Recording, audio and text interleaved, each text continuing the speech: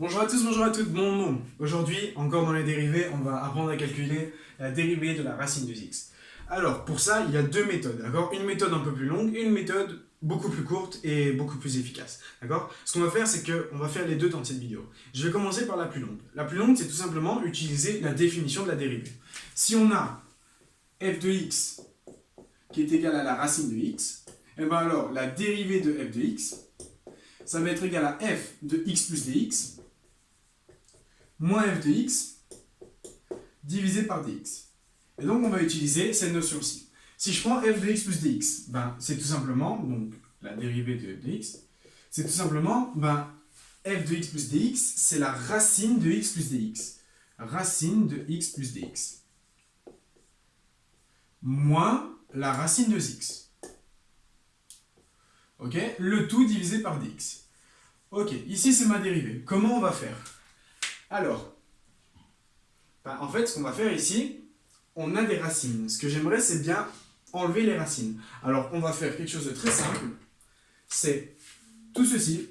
On va multiplier au-dessus par, et donc, la racine de x plus dx plus la racine de x. D'accord? Et donc, si je multiplie par une quantité au-dessus, je dois multiplier par une quantité en dessous. Et donc, je multiplie par la racine de x plus dx plus la racine de x. Ok? Alors, bon, tout ceci, qu'est-ce que ça nous fait? Techniquement, si on y regarde bien, si je multiplie par un nombre au-dessus, je multiplie par un nombre en dessous, ça reste la même chose, d'accord? Donc, ce que je vais faire, c'est que je vais faire ceci. On va voir ce que ça devient. Alors, ici, on a a moins b fois a plus b. Je vous rappelle que a moins b fois a plus b, c'est tout simplement égal à a carré moins b carré. Ok, super. Donc, on a des racines. Si je les mets au carré, les racines vont tomber. Donc, premier carré, c'est le carré de la racine de x plus dx. Donc, si je mets le carré de la racine va tomber. Et donc, il va me rester x plus dx. Ok? Moins, donc ça, c'est le premier carré.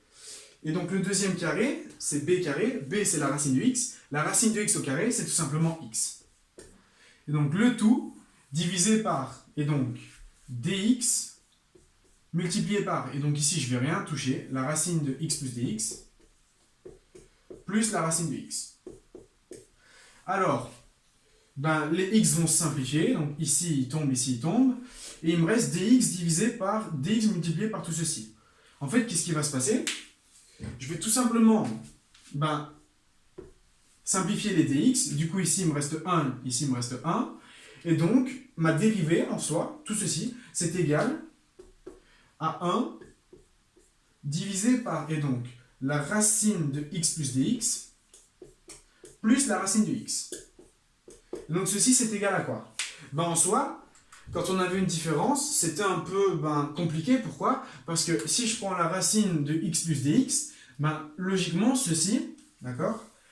La racine de x plus dx, ça va tendre vers la racine de x. Donc, c'est à peu près presque égal. Donc, si je faisais racine de x plus dx moins la racine de x, en soi, ceci, c'était censé tendre vers 0, vers un nombre arbitrairement petit. Ok? Donc ça, c'est quand on avait un moins. Maintenant, qu'est-ce qui se passe si on a un plus? Si on a un plus, on n'a plus ce problème, ce problème-là. Parce que en soi, si ça tend vers la racine de x, on peut dire que c'est égal. Donc, si j'ai approximativement la racine de x plus dx, qui est égale à la racine de x. Au-dessus, on avait un 0, donc c'était plus cohérent. Mais si on multiplie par racine de x plus dx plus la racine de x, en soi, en dessous, on voit qu'il nous reste tout ceci.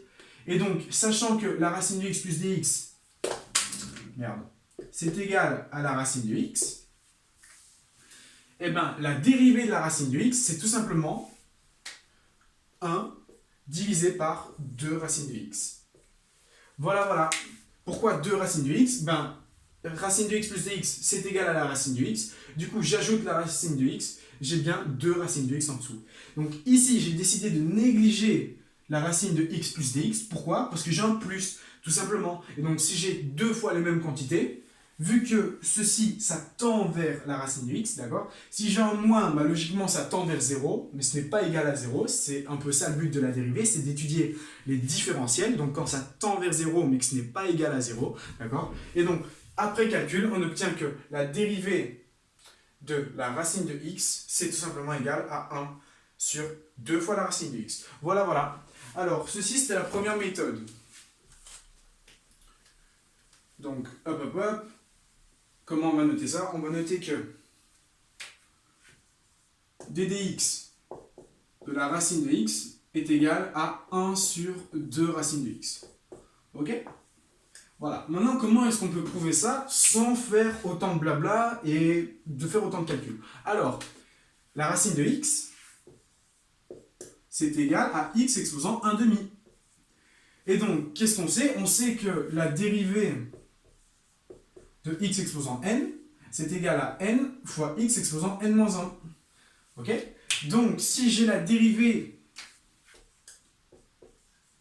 de x exposant 1 demi, c'est bien ce qu'on a, c'est bien la dérivée de la racine de x, et bien en soi, j'ai 1 demi fois x exposant, et donc 1 demi moins 1.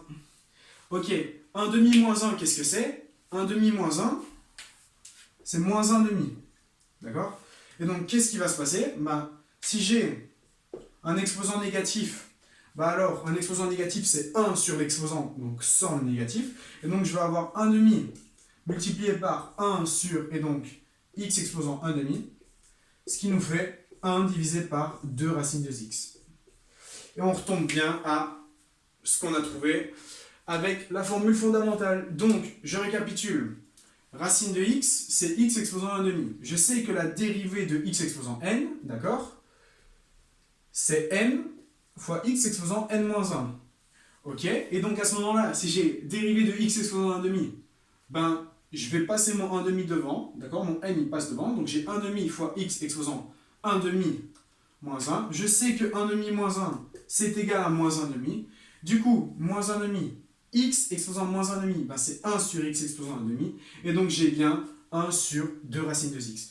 Et donc, dérivée de la racine de x, c'est 1 sur 2 fois la racine de x. Voilà, voilà. Cette vidéo est déjà terminée. Je vous remercie de votre attention. J'espère que vous aurez bien compris comment on fait. Bon, cette manière est beaucoup plus simple, d'accord? Tandis que cette manière est, c'est vrai, un peu plus longue, d'accord? Mais bon, à l'avenir, on va voir que utiliser ceci, c'est beaucoup plus facile pour tout le reste, d'accord? Voilà, voilà. Je vous remercie de votre attention, deuxième fois. Et je vous dis à très bientôt pour de nouvelles vidéos.